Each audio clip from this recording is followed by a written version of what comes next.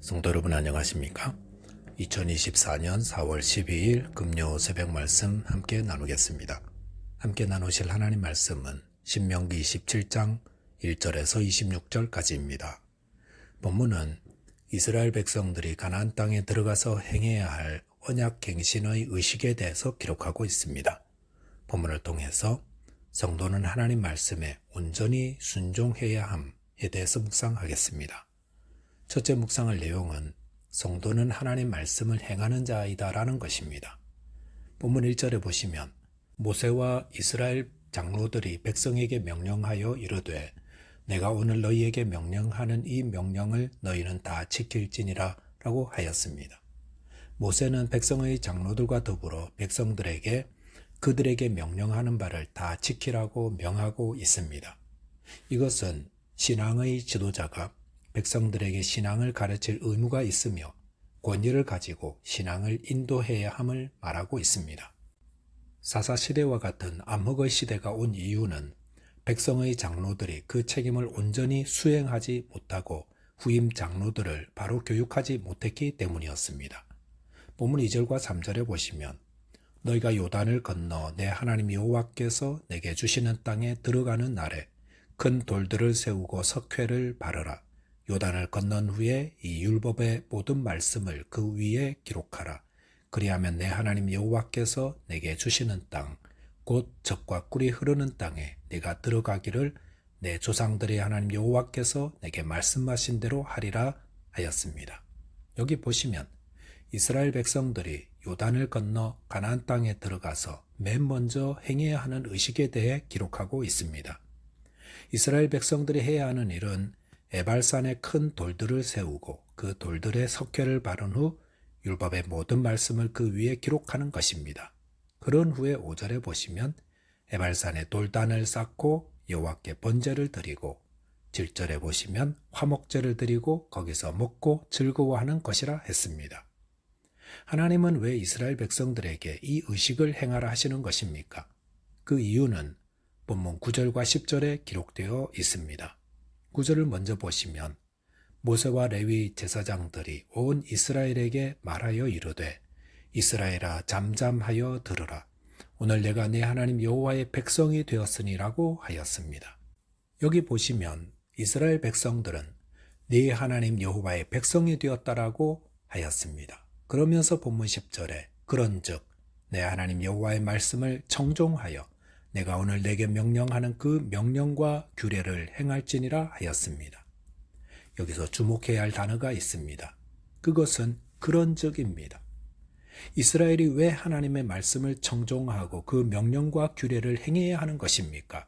그것은 하나님의 백성이 되기 위함이 아닙니다. 이스라엘은 이미 하나님의 은혜로 하나님의 보배로운 백성이 되었습니다.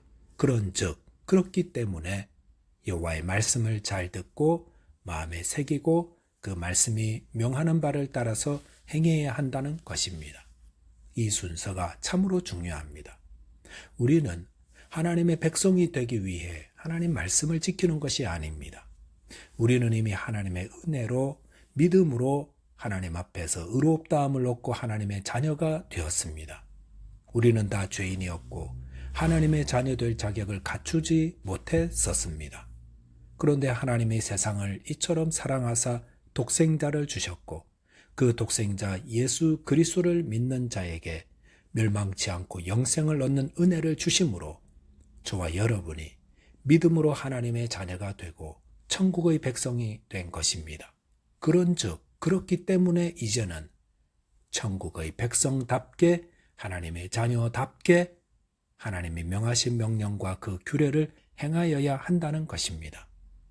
성도가 하나님의 말씀을 듣고 따르고 순종하는 것은 이제 하나님의 백성답게 살기 위함입니다.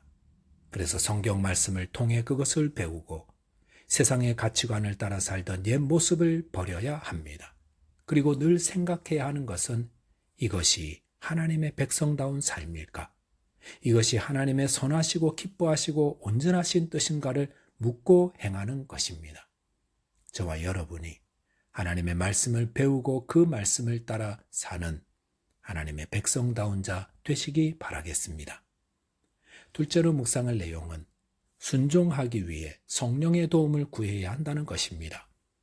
본문 12절 13절에 보시면 너희가 요단을 건넌 후에 시므온과 레위와 유다와 이사갈과 요셉과 베냐민은 온 백성을 축복하기 위하여 그리심 산에 서고 르우벤과 갓과 아셀과 스불론과 단과 납달리는 저주하기 위하여 에발산에 서고 라고 하였습니다.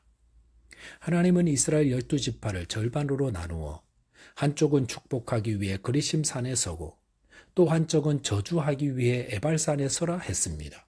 그리고 본문 14절 이하에 보시면 레위 사람이 큰 소리로 율법을 낭독했고 그럴 때 백성들은 아멘이라고 답하게 했습니다. 이 그리심산과 에발산은 가나안 땅 중앙에 위치하고 있으며 두 산은 약 200m 정도 떨어져 있습니다. 그렇다면 하나님께서 6지파씩 그리심산과 에발산에 나누어 서게 하신 이유는 무엇입니까? 그것은 그 산에 선 지파들이 축복을 받고 저주를 받게 하기 위함이 아닙니다. 그것은 다만 상징적인 이유일 뿐입니다. 하나님은 이스라엘이 어떻게 할 때 축복을 받고 어떻게 할 때 저주를 받는지 분명히 알려주셨습니다. 물론 본문에서는 축복 선포의 내용은 빠져 있는데 여호수아서 8장에 보시면 축복의 말도 선포한 것으로 소개되고 있습니다. 그렇다면 무엇이 축복을 받고 저주를 받는 길입니까? 그것은 너무도 명확합니다. 그것은 하나님이 말씀하신 복받는 길을 걸어갈 때 복을 받고 하나님이 말씀하신 저주받는 길을 걸어갈 때 저주를 받는다는 것입니다.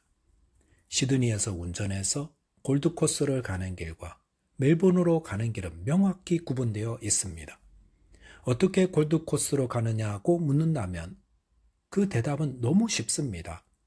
멜번 가는 길도 너무 쉽습니다. 도로 사인만 보고 따라가면 됩니다. 아니 요즘은 GPS가 잘 나와 있으니 거기에 도착 지점 입력하고 그것 보고 따라만 가면 됩니다. 그것은 축복과 저주의 길도 마찬가지라는 것입니다. 어떻게 해야 축복을 받습니까? 너무 쉽습니다. 하나님께서 복을 받는다라고 하신 말씀대로 살면 됩니다. 그 말은 축복은 어쩌다 받는 것이 아니라 축복받을 길을 가니까 받는 것이라는 겁니다. 하지만 실상은 어떻습니까? 많은 사람들이 하나님이 주시는 축복의 길보다는 저주의 길을 갑니다. 이렇게 하면 저주를 받는다 하는데도 기필코 그 길을 가다가 저주를 받습니다. 그것은 GPS에 내가 가고 싶은 도착지를 찍고 실상은 내 마음대로 운전하는 것과도 같습니다. GPS가 차를 돌려서 가라고 누차 말하는데도 듣지 않고 내 마음대로 운전합니다. 그러다가 아예 GPS의 소리를 줄여버리고 보지도 않고 내가 가고 싶은 대로 운전합니다. 그러면 나중에 도착하는 곳은 이상한 곳에 도착해 있게 될 것입니다. 오늘 본문에 기록된 내용들은 하나님이 가증히 여기시는 일이요 또 인간 사회에서 가증히 여기는 일들입니다. 그런 일을 하는 자는 저주를 받습니다. 그런데도 이렇게 명백하게 말씀하는데도 사람들은 저주받는 일을 합니다. 사람들은 몰라서 저주받는 것이 아니라 자신이 저주받을 줄을 알면서 저주받을 일을 합니다. 이것이 타락한 인간의 본성입니다. 타락한 인간은 어떻게 해야 불행해지는지 알면서도 불행하게 되는 일을 합니다. 살인하지 말라. 살인하는 자는 사형에 처하는 줄 알면서도 살인하고 자신도 죽임을 당합니다. 간음하지 말라. 간음하면 다 망하는 줄 알면서도 간음하다가 망합니다. 도둑질하지 말라. 거짓말하지 말라. 우리가 다 아는 말씀입니다. 그런데도 타락한 인간은 망하는 일만 골라서 하다가 망하게 됩니다. 그래서 우리 힘으로는 구원받을 수 없습니다.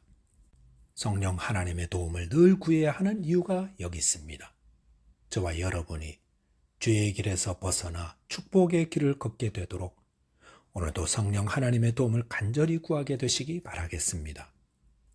기도하겠습니다. 하나님 아버지, 저희를 하나님의 보배로운 백성으로 삼아 주셨사오니 주님의 말씀을 청종하며 온전히 순종하게 하여 주옵소서. 저희의 타락한 본성을 다스리고 순종하도록 성령님 저희를 다스려 주시고 도와주옵소서. 예수 그리스도 이름으로 기도하옵나이다. 아멘.